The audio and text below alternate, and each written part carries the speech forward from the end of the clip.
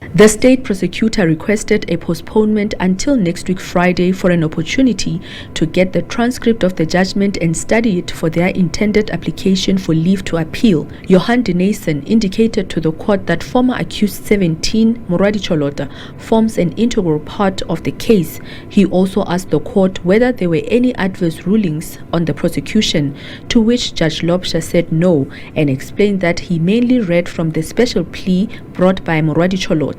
Loubser said the transcripts of the judgment will be available later this week and will shed light on the court's findings. It was contemplated that we might continue with the trial against the rest of the accused, but the problem is that in our view, right or wrong, accused number 17 forms an integral part of the case against the bigger case. So, if we win such an appeal, then she can be added again. Once we start leaving evidence, we cannot do that. Then we will have to prosecute her in a separate trial, which is not conducive.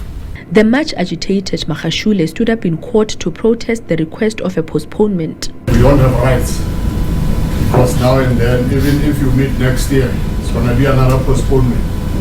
They said they are ready. Out in the public, it's us wasting time.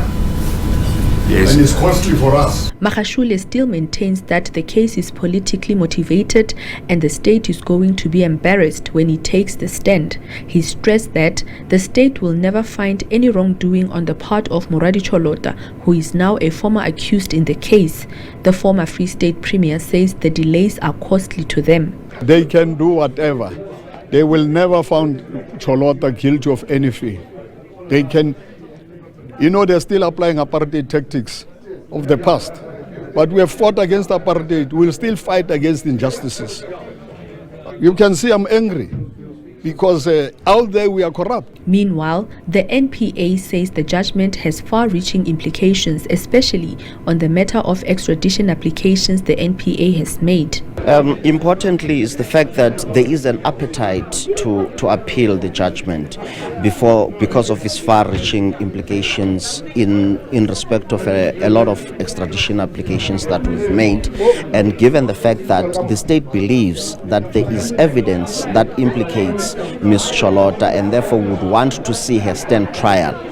Unfortunately, the judge is yet to provide us with a full written judgment upon which a decisive determination will be made on the grounds of appeal and a final decision be made whether to apply for leave to appeal.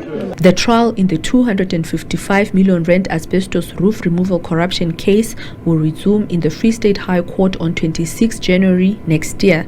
SABC News, Bloemfontein.